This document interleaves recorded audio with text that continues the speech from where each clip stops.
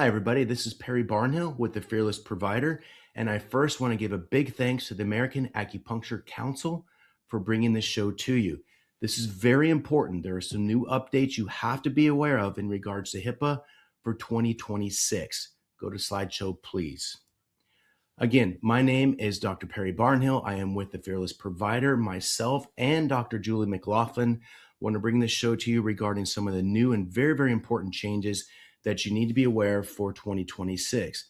Now, one, we are providers just like you. It's very important to know that. We understand what it's like to be in your shoes, but we also understand what it's like to be on the other side of the fence in regards to compliance, and specifically here, HIPAA. We know what they're thinking. We know what they're looking for. So we combine our expertise in the world of being a provider, healthcare like you guys, and also in the world of compliance and our real world experience in practice. So let's get into this. Let's talk about what's new in the new year for HIPAA, some expectations, and are you ready? Because you have to be ready. Okay, why this matters more now than ever. I know we say this a lot, but there are changes frequently, and it's very confusing in the world of HIPAA specifically. So one of the things I want to talk about is this, and that's enforcement. The enforcement with HIPAA continues to increase. And the reason that it continues to increase is, quite frankly, the OCR, the Office of Civil Rights, has pretty much told us for years and years and years, you have to be aware of this. The fact that you say, or maybe you want to tell us that you don't know you should be doing certain things, it falls on deaf ears now. They don't buy it anymore. And the other thing is this too. In fact, they just came out with this. Believe it or not, the fines actually rise with inflation, if you believe that or not.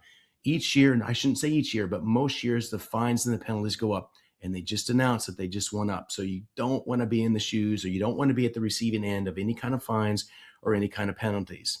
And technology, is at risk. It's higher than ever. We know about cyber criminals. We hear about ransomware. We hear about phishing attacks. We hear about things that people's emails get compromised, their websites get compromised. And guess what? A lot of times that could include patient protected health information, which you are responsible 100% to protect at rest and in transit. Now, patients expect compliance, and they also expect privacy. And here's the other thing too, the additions and some of the deletions to your notice of patient privacy policy. And guess what? Depending on when you hear this, this starts February 16th, 2026. You have to have updated notice of patient privacy policies available, and you have to notify your patients about those things, which we have all of that. Now, let's get into some of this again. The biggest HIPAA risk for 2026, and that is unsecured technology. That can fall on many, many different avenues. And what I mean by this is it can be in your office, because maybe staff's not aware of certain things they need to protect, what they should say or what they shouldn't say, or even more importantly these days with technology, what they should and shouldn't click, what links are good and what links may not be good. They have to be aware of this. Business associates not being compliant.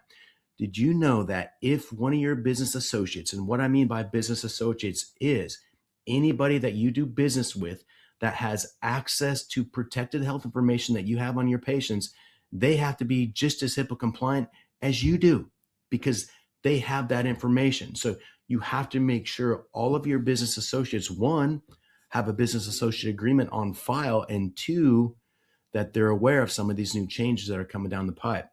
Of course, documentation, it's always one of the burdens that we have as providers is documentation with several things in our office. But in this context, HIPAA, you have to document these things in your manuals. You have to document that you're doing training. In fact, we're doing a training on this notice of patient privacy policy now that one, here's the updated form, and two, these are the things you need to do in order to train your staff and be compliant. You have to do these things. Lack of training, I just kind of talked about that. You have to train your staff on all the changes that come up. And you know what? It's not really that hard. It's not rocket science, but not knowing what you need to know and how to do it is why it becomes so very, very difficult. And if you go through the training, you'll understand what it is that you need to do. Inconsistent policies and documents being followed. We have to be consistent. We have to be consistent on things that we're actually training. If we're training something, it means that we should be implementing them and we should be doing those things. So again, let's go over this. What's changed recently that doctors and providers need to be aware of? Well, again, the expectations are stronger for ongoing training because the OCR, the Office of Civil Rights, the police of HIPAA, they're frankly tired of saying, hey, listen, you need to be aware of these things. And if you're not doing them, they don't care as much as they used to. There's no excuse these days, basically. The crackdown on improper access and data sharing, if you're sharing patients' information with areas or people you're not supposed to, they don't have much tolerance for it these days. Scrutiny on cyber incidences, like I talked about, ransomware, phishing incidences, you have to be prepared for these things. You have to, one, do everything you're supposed to in regards to HIPAA to prevent these things from happening. But if they do happen, you have to know what it is you have to do in response to those things. So greater expectations of leadership accountability. There's no excuses anymore. Not knowing is not an excuse. So, and the last thing that I've talked about already is the notice patient privacy policy. Again, this changes February 16th. You have to have this updated. Absolutely have to have this updated. Now, policies and procedures. We've talked about this in the past. They're living documents. It's not just something you can throw up on your shelf and just put in your manual and not do anything about. So they must match what you actually do. If you have a policy, and by the way, there's a ton of policies and procedures that you are absolutely required by law to have, that you have to have in your manual. And you have to actually be doing the things that you say you're doing. They must be updated. Like, for example, this notice of patient privacy policy has to be updated. There's no excuse if you don't have it updated. And it must be accessible to your team and defensible, meaning if you put it out there, you better be able to defend what it is you're actually doing and make sure it is, or what you're doing is actually correct and you're abiding by all the rules and the laws in the context of HIPAA. So the training in 2026 is not optional. Every staff member, they need to understand HIPAA. They don't have to understand every little tiny detail, but there's certain things they have to know and they have to be aware of, and that has to be in your training. In fact, all new hires within 45 days have to be trained. I mean, there's things that you should be training on prior to that, but there's certain things they absolutely have to do within a period of time. Annual refreshes, they're expected. In fact, they're required. And you must document these trainings and these requirements in some kind of training log. And in many of these training logs, you should be having your staff sign the documents that they've actually been trained on them. So if they ask you, and when I mean they, the Office of Civil Rights, essentially the enforcers of the police of HIPAA, if they ask you if you've done these trainings, you can provide them with the documentation that shows you've actually done those. It's very important. Technology, security, a reality check. Are your devices secure? These things always scare me when we talk to our providers out there like, hey, are you making sure that the email you send out that contains PHI or protected health information, is it protected? Is it secure? Not only in your office, but is it secure while it's in transit? So there's stored information and there's information that we send out that we call in transit. Is your PHI properly protected? Is your data backed up? What if something happens? Is it backed up? And where is it backed up? These are all policies and procedures that we need to have. Do we have a cyber response plan? So if something happens, what do? We have to have these things written down.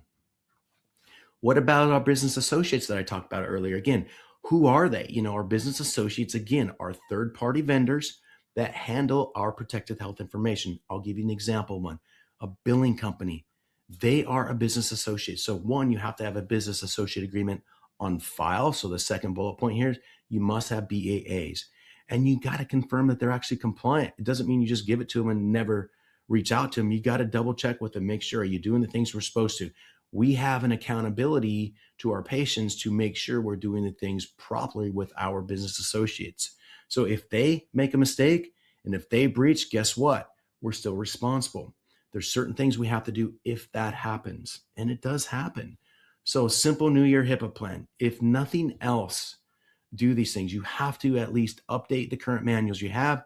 If you don't have one, for sure, reach out to us because we have all that information. You have to create one. You have to do the staff training. You have to confirm your business associates, like I just said. You have to review your cyber readiness, like we've discussed. And again, you got to document everything. We're all about reinsurance and empowerment. You don't have to figure this out alone. We know what it's like to be you. We do. We've been there. We've done that. There's a simple system. Providers just like you are doing it. And this is absolutely achievable because we help hundreds of providers all the time, each and every week across the country with their HIPAA needs. You want help making HIPAA compliance simple and organized and stress-free? Well, we have a step-by-step guidance. We have monthly training, we have annual training, and we have policies in our program that's ready to use and you can put in place literally from day one. But I think what's most important is we have ongoing resources and we have updates to the changes. Like I said, there's an update starting next week. Whenever you're listening to this, that's February 16th of 2026 that you have to have. All right. And this is built from real world experience from real world healthcare offices like myself and Dr. Julie. So we understand, again, both sides of the fence. 2026 is the year that you stop worrying about HIPAA and you finally feel confident, secure, and compliant. Because we know what it's like when you don't. You're scared, you're nervous, you're hoping it's not going to happen to you. But believe me, these days things are happening and you need to make sure that you're ready. So, what are some of the next steps to consider? If you have more questions, reach out to us. You can go to fearlesscompliance.org. There's clicks there where you can reach out to us. Or if you have specific questions, feel free to contact us and ask us questions at info@betterhippaablueprint.com. You can check out our program. You can go right to fearlesscompliance.org or simply scan the QR code here and it'll take you right to that site. In the meantime, I want everybody to have an amazing day. Thank you for joining this program here. We want to give a big thanks to the American Acupuncture Council for sponsoring this program. Take care and God bless everybody.